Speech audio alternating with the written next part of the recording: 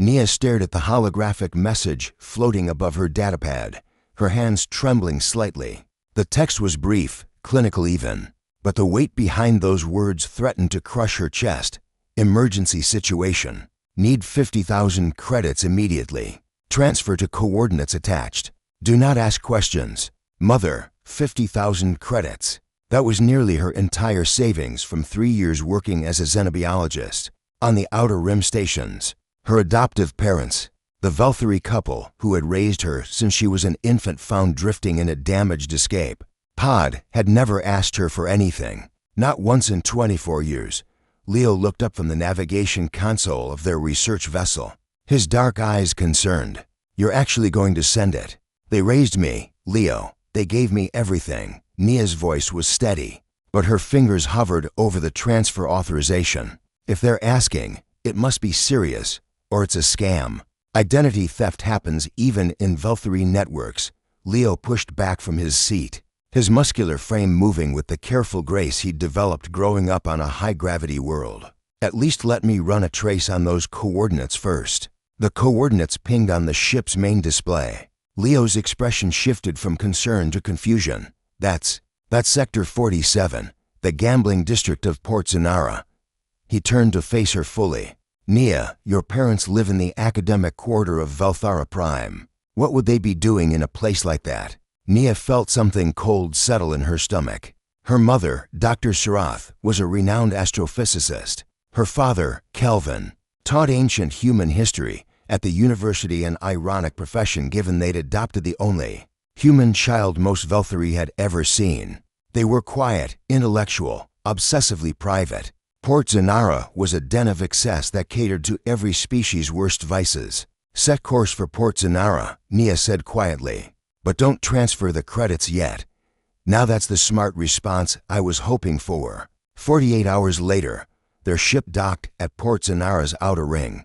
The station was a sprawling metallic flower of questionable legality, where 14 species mingled in the pursuit of pleasure, profit, and perdition.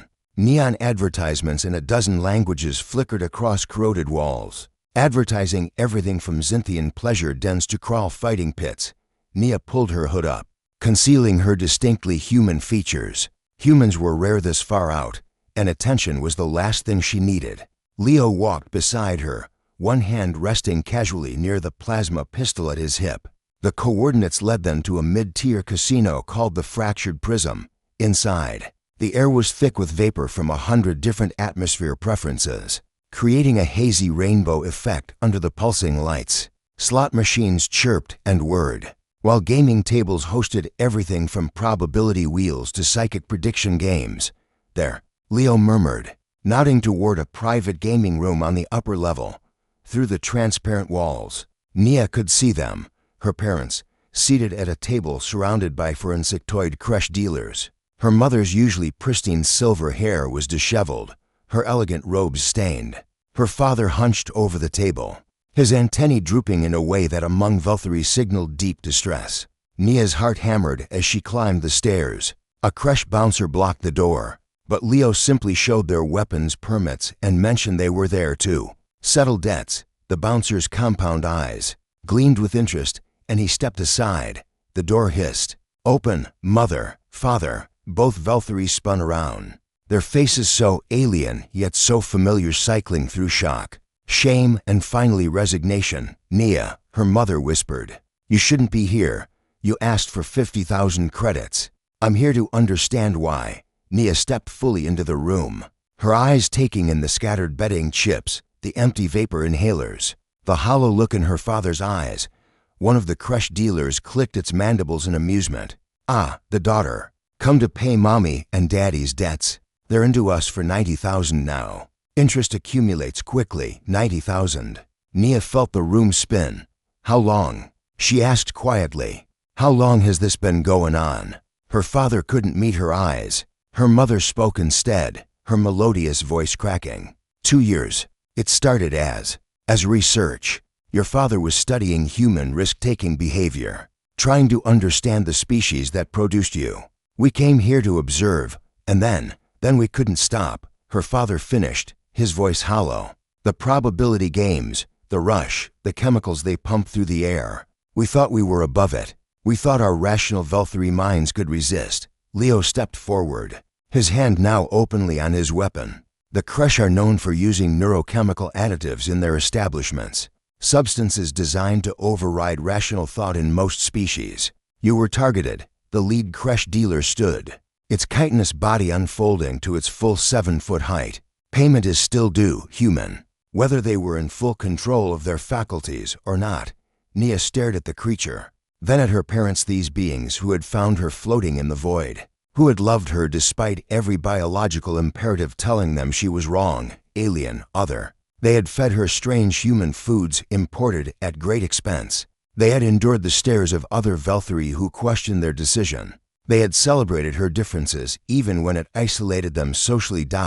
And now they were broken, trapped in a web of addiction and debt, their brilliant minds shackled by chemistry and desperation. Something hardened in Nia's chest. Something very human, Leo. Remember that data we collected on the Kresh breeding station violations in Sector 12? Leo's eyes widened, then a slow smile spread across his face. The ones that would get every Kresh establishment in 4 sectors shut down. If reported to the Interspecies Regulatory Commission, those violations, the Kresh dealer's confidence wavered.